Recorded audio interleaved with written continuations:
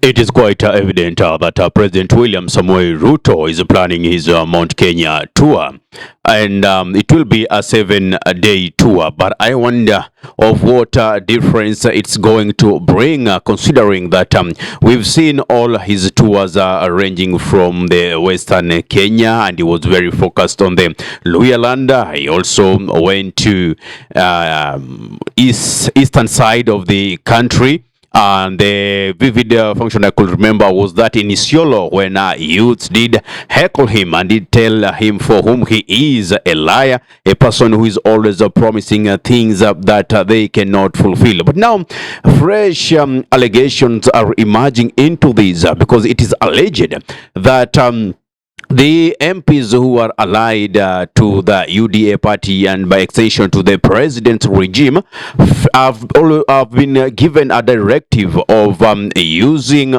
monies amounting to millions of cash from the national government CDF kitty to mobilize and make sure that the president's tour in Mount Kenya remains a success.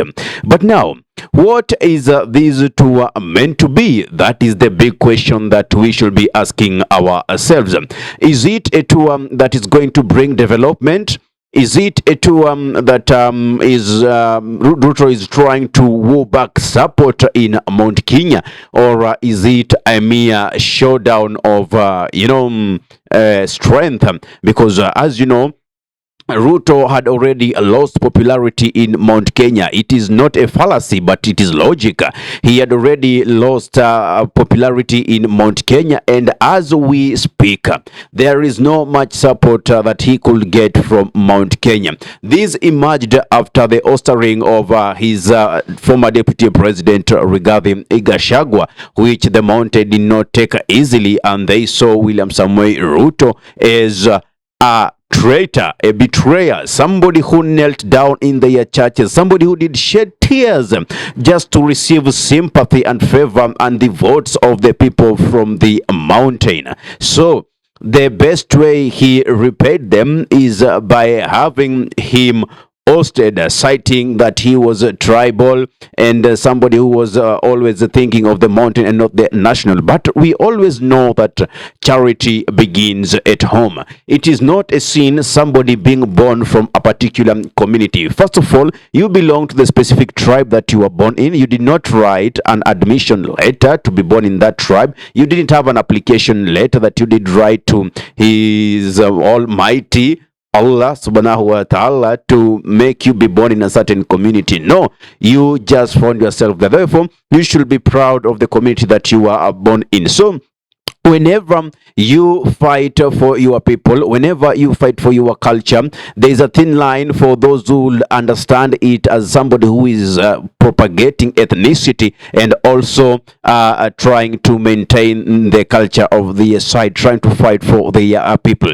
If anything, whatever they were accusing Gachagua of, that is the same thing that the cronies, ODM cronies who are now being infiltrated into the government are actually doing.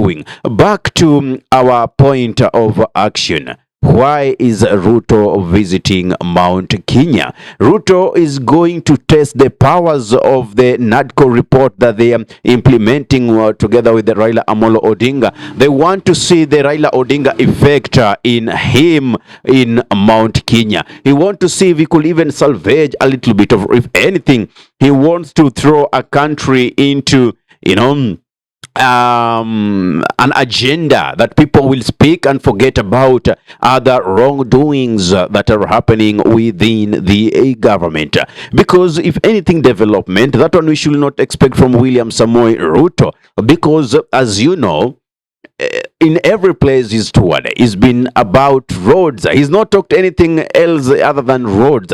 It's been, I'll create these roads from point A to point D to C, from C to this place, from this place to this place. I have put aside 20 million. I have put aside 1 million. I've put aside 100 million. I've did this. I've done that. I did.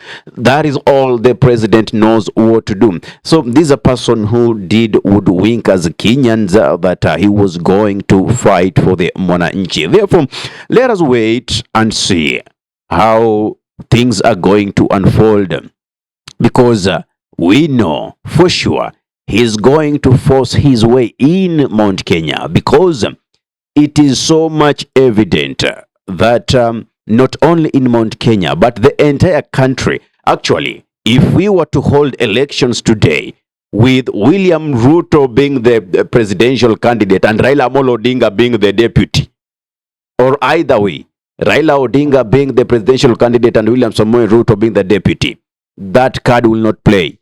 Kenyans, majority of Kenyans are not going to elect them. That is just a fact, unless they force their way in, like the things that they are doing right now. The IEBC is not constituted, and it is not by any means that are unavoidable. No, it is by design that the IEBC is not constituted. It is by design that some regions in these countries getting an ID is a very big ordeal. So, what are we left for? We should not lose cause.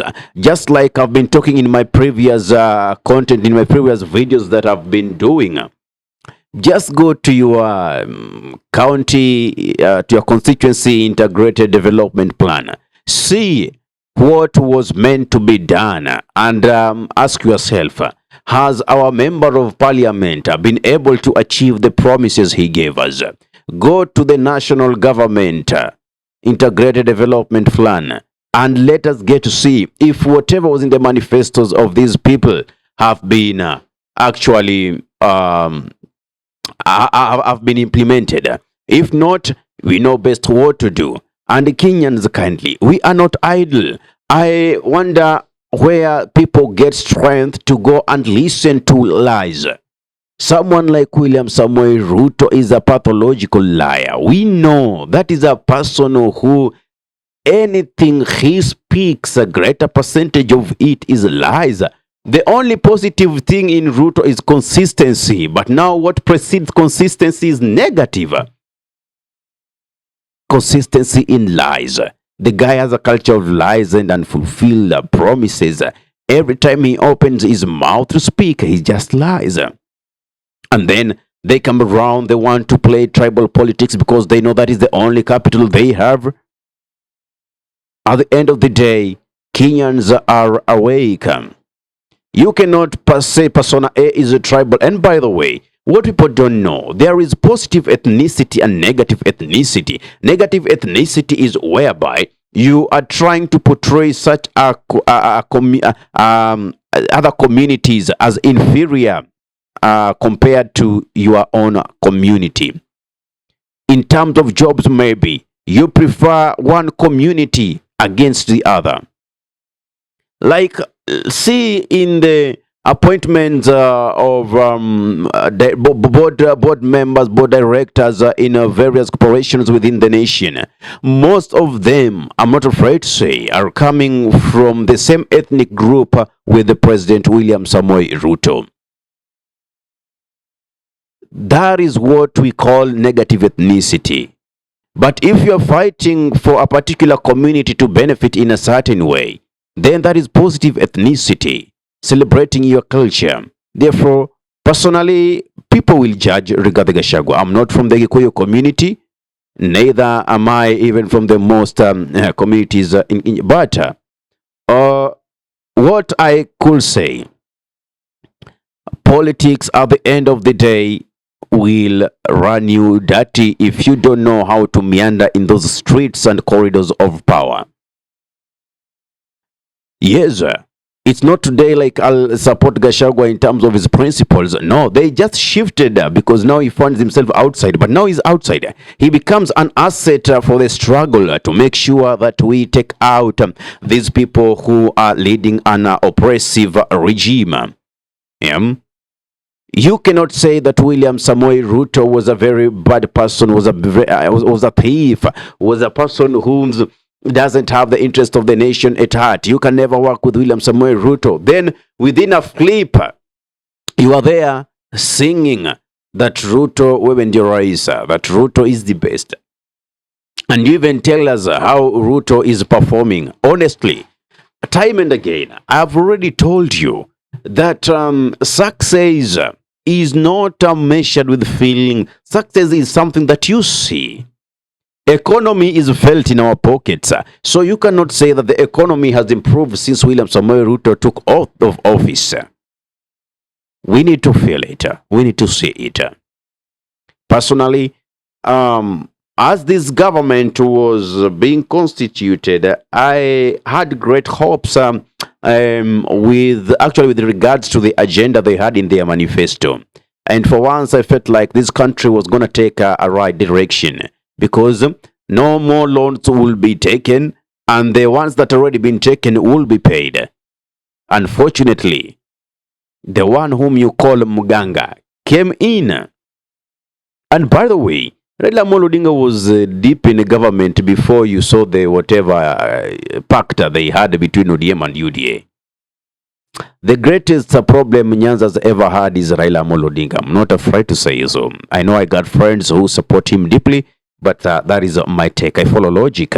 And that, I think, in my previous videos, if you follow my channel, I've talked about that. So, therefore, let us wait and see how the terrain is going, the political terrain is going to unfold, and the dynamics in politics in Mount Kenya. We are not sure of the exact day that President William Ruto will step foot in Mount Kenya, but let us wait and see of how things are going to unfold. I don't know, what's your comment? Do you feel that the president's visit in Mount Kenya will have any impact with regards to the livelihoods of the people from the mountain as compared to other places that he's visited in the recent past? Or what is your take? Go in the comment section and give me your thought. If you love content of this nature, kindly subscribe and press notification button, so anytime that we are live or we upload content of this nature, you'll be the very first person to be notified. Ahmed Khalif is my name for the unscripted talks here in DURB Radio. Assalamu alaikum wa rahmatullahi wa barakatuhu. Ramadan Kareem and Swaum Makbul. Kwa timba kali za Afrika, DURB Radio ndio mpango mzima.